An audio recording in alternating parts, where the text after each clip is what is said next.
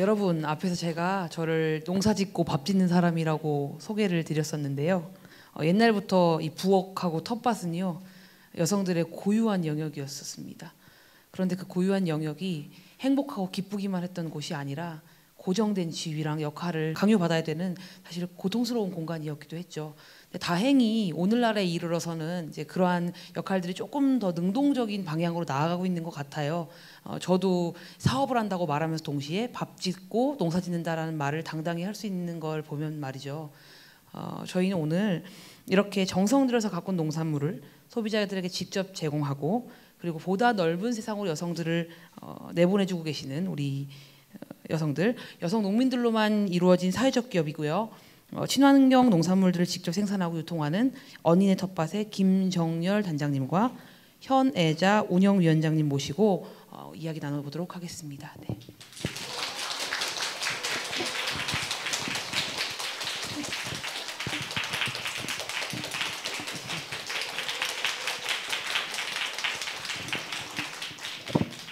두 분이 멀리서 오셨다고 하셨는데 어디서 오셨는지?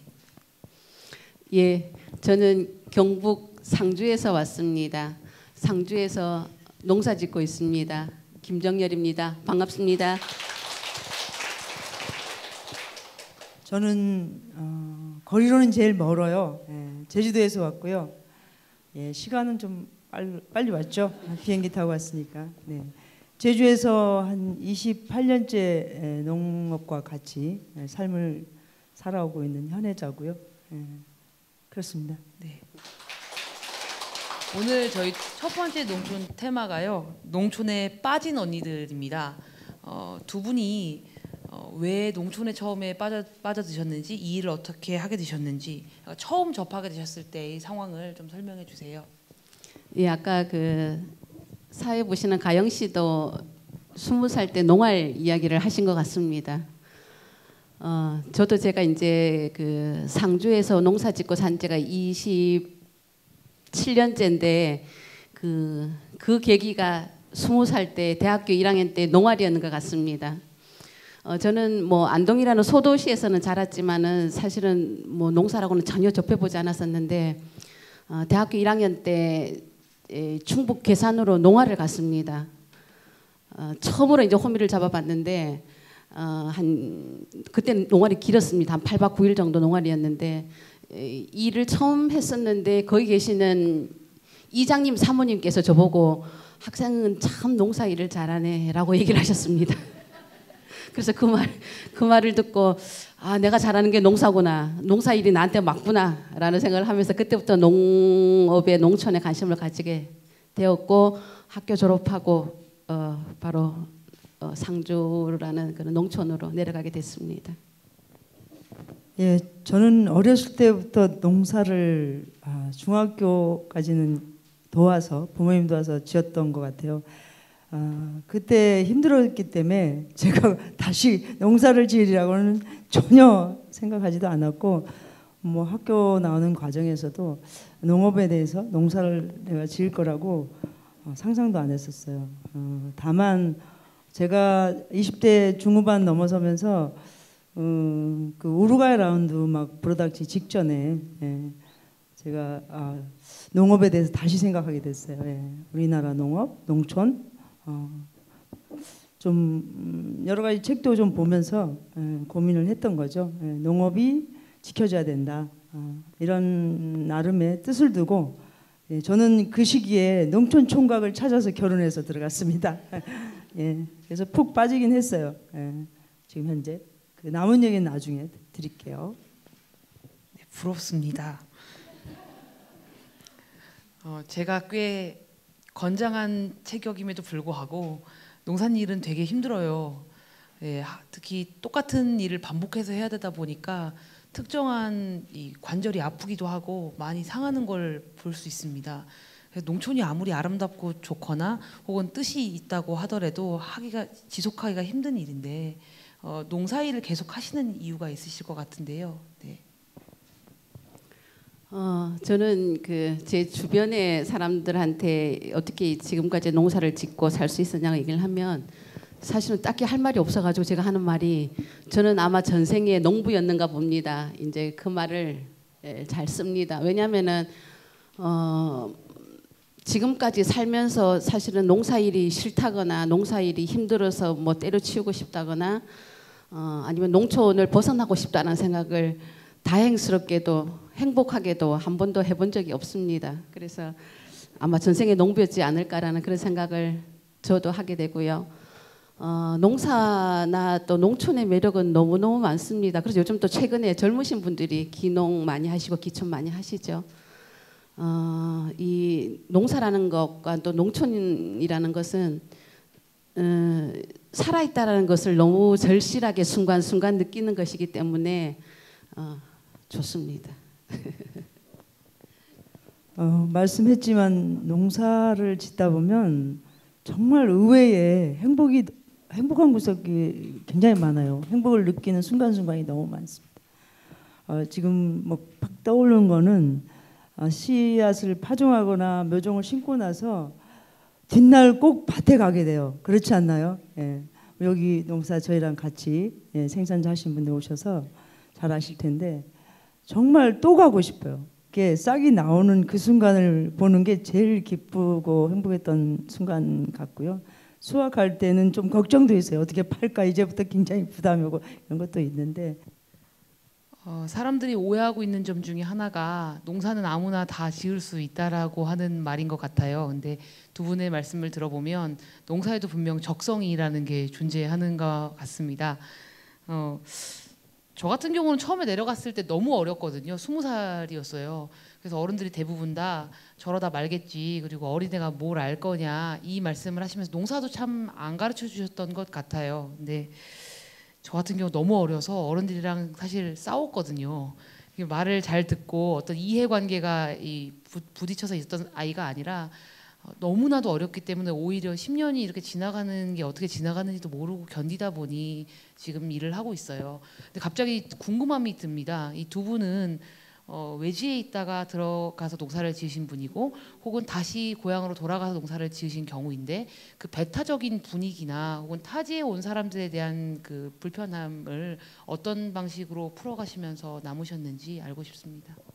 제가 그 상주 지금 제가 살고 있는 본강 마을인데 그 마을에 24살 때 이제 들어갔습니다. 결혼하지 않았죠.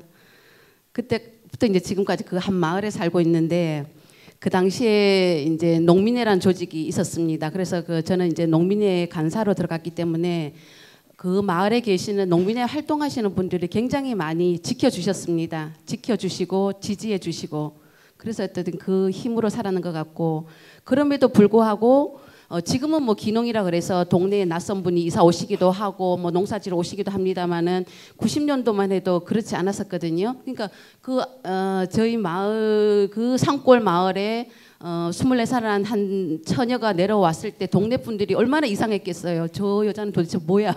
서울에서 뭐 대학교도 졸업했다 하는데 왜 우리 마을에 왔을까? 근데 나중에 들어보니까 이제 어떤 분들이 그런 얘기도 하셨다 그래요. 저희들이 이제 제가 그 마을에 1년 있다가 그 마을에 먼저 와 있던 총각하고 결혼을 했는데 저 사람들은 간첩하고 똑같은 사람들이어서 이 마을에 몇 년 살다가 또 다른 마을로 옮기고 또 다른 마을로 옮기고 그런 사람들이다라는 말을 하셨다 그러더라고요. 그 당시에는. 근데 저는 그 말을 안 했어요. 못 들었어요. 그 말을 저한테 안 들리게끔 지켜주신 분이 또 이 자리에 이제 와 계시는데 어쨌든 저는 어떤 그런 분들의 힘으로 이제 그런 분들의 또 지지와 격려로 사실은 좀 다른 분들이 겪었을 그런 많은 어려움은 좀 덜 겪었는 것 같습니다. 농민으로서 사실 사는 차별도 불합리함도 큰데 여성 농민들이 가지고 있는 그 위치에서의 어려움이 있을 거예요. 저 같은 경우는 처음에 너무 놀랐던 게 저희 동네 시골에 있는 할아버지들은 다 똑바로 걸어 다니시는데 할머님들은 다 허리가 굽어 계시는 거예요. 사실 그게 너무 외지인의 눈에는 놀랄 만큼 구분되어 있는데 그 지역에 있는 사람들은 그거에 대해서 아무도 이상하다는 생각을 안 하고 계시더라고요.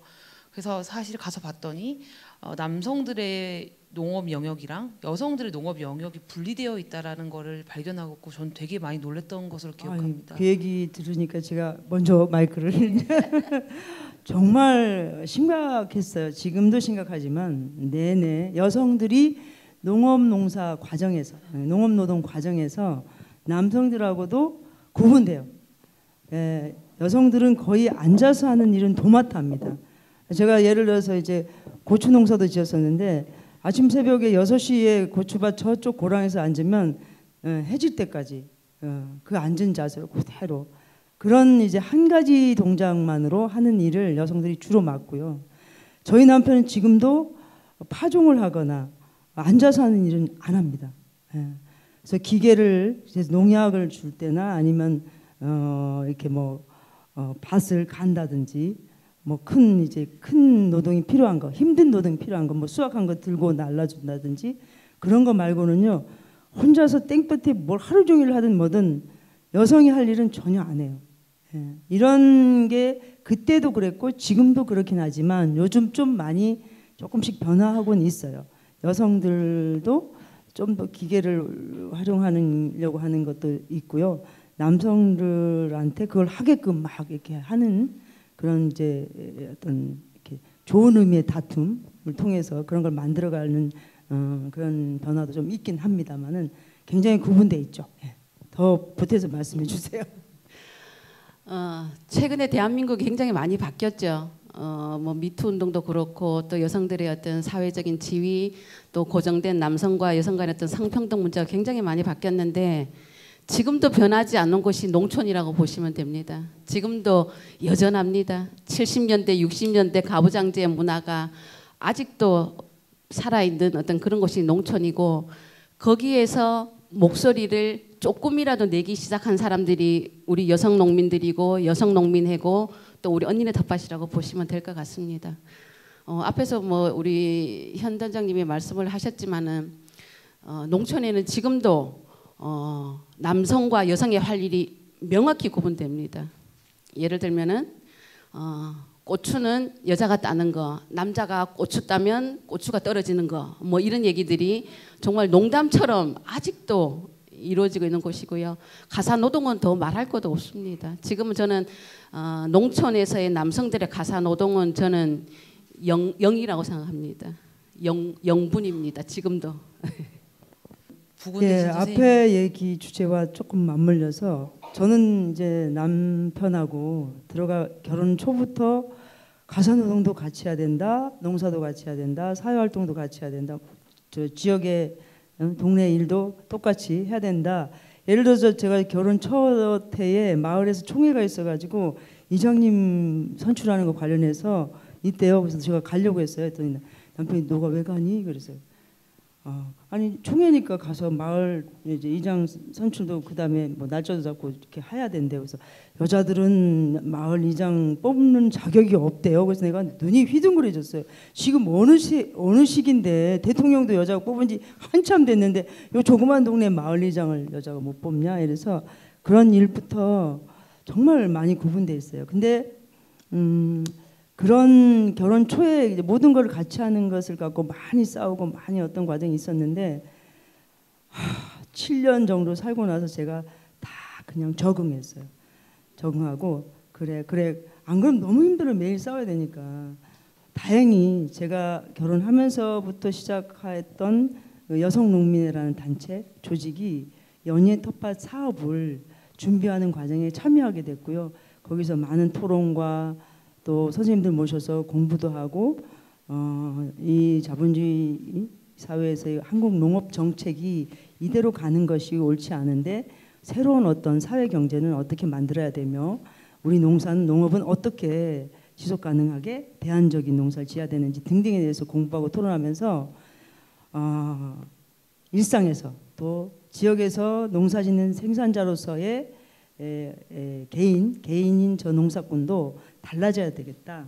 그래서 여러 가지 과정을 거치게 됩니다. 저는 지금 남편하고 다른 농사를 짓습니다. 남편은 관행 농사 짓고요. 저는 생태농법으로 언니의 텃밭과 함께하는 직거래, 유통, 가공, 판매까지 같이 하는 그런 농민으로 이렇게 가고 있습니다.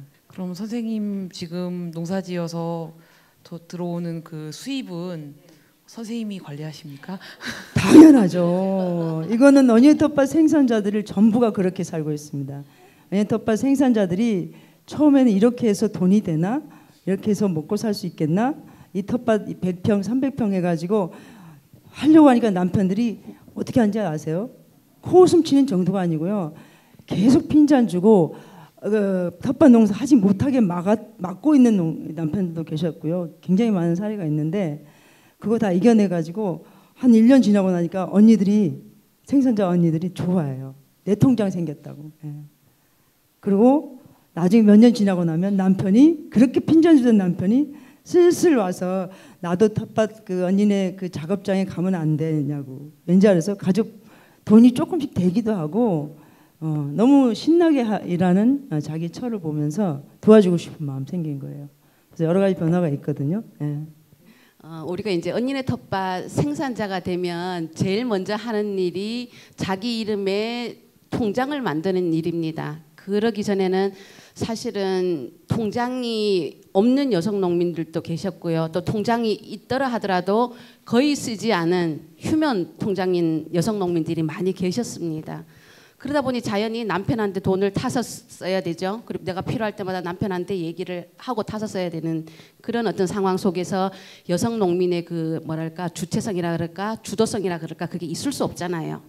그래서 저희들이 제일 먼저 하는 일이 여성 농민 자신의 이름으로 통장을 만드는 일이었고 그것을 통해서 여성 농민이 생산한 농산물을 판매하고 그것을 또 통장으로 입금하고 또 그 돈을 가지고 이제 경제적인 지위를 갖는 거였는데 저희들이 이제 9년째 지금 하다 보니까 그것이 굉장히 의미가 있는 일이었고 굉장히 가정 내에서나 사회적으로 여성 농민 자신의 권리를 갖는 데 있어서 자신의 지위를 갖는 데 있어서 굉장히 의미 있는 일이었다고 저희들은 평가하고 있습니다.